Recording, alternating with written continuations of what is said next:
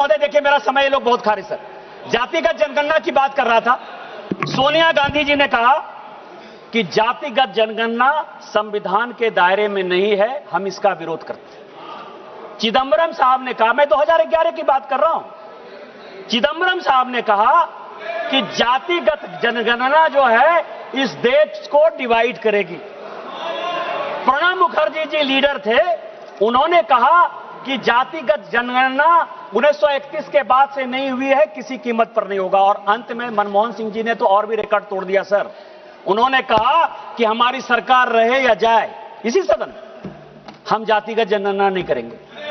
लेकिन गोपीनाथ मुंडे, लालू प्रसाद यादव जी और नेताजी मुलायम सिंह यादव जी का मैं बधाई और धन्यवाद देना चाहता हूं कि जिनके प्रयास से उस वक्त की कांग्रेस सरकार को झुकना पड़ा और जातिगत जनगणना जो है हुई, जिसका कि डाटा कई एक गलतफहमियों के कारण जो है अभी तक नहीं रिलीज हुआ। और जातिगत जनगणना हमारी सरकार करा रही है और 2027-29 में वो आ जाएगा। अरे बैठ जाओ भाई।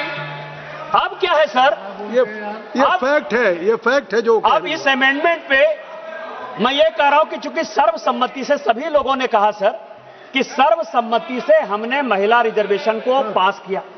कल्याण बनर्जी साहब का भी आज भाषण सुना मैंने, मनीष तिवारी जी का भी सुना। ये लोग बड़े विद्वान हैं सर। हमारे यहां पीपी चौधरी साहब ने भी बयान दिया।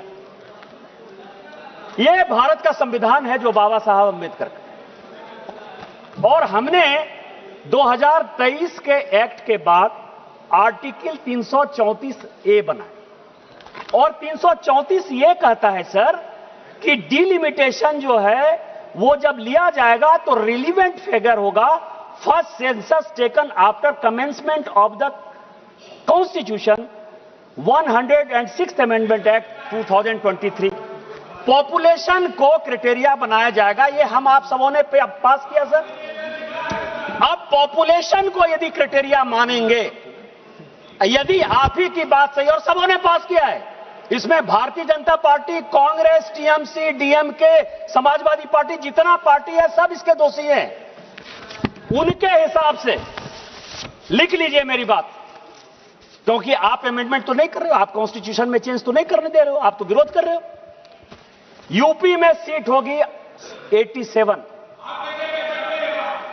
जो पॉपुलेशन है, जो 2011 का सेंसस है। निशिकांत जी, जो आपने पेश किया, हमको एड्रेस करिए सभापति महोदय, जो इन्होंने पेश किया, और आज जो 2011 का सेंसस है, मैंने तो 2026 का सेंसस लिया ही नहीं है। मैं 2011 के सेंसस के आधार पर कह रहा हूं। आप उनको यूपी में सीट होगी 87, बिहार में सीट होगी 47, महाराष्ट्र में सीट होगी 49, वेस्ट बंगाल में सीट होगी केवल 38, मध्य प्रदेश में सीट होगी 34, राजस्थान में सीट होगी 32, तमिलनाडु में सीट होगी, जो इतना हलंगामा कर रहे हैं काला कपड़ा पहन के, केवल और केवल 29, गुजरात में होगी 28, कर्नाटक में होगी 26, आंध्र प्रदेश में होगी 20, उड़ीसा में 18, झारखंड मेरे राज्य में होगी 16।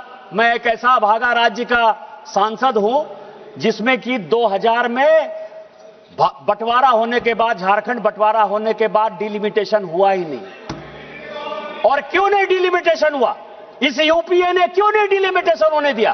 भारतीय जनता पार्टी के कारण नहीं हुआ, क्योंकि बांग्लादेशी घुसपैठियों के कारण आदिवासियों की संख्या घट गई। एक आदिवासी की लोकसभा की सीट और 3 विधानसभा की आदिवासी की सीट घट रही थी डिलिमिटेशन में। भारतीय जनता पार्टी ने कहा कि हमको नहीं चाहिए डिलिमिटेशन। आप देश चलाने की बात करते हो, आप लोकतंत्र की बात करते हो। आपने तो बांग्लादेशी वोट को बनाने के लिए हमारे राज्य को तहस-नहस कर दिया।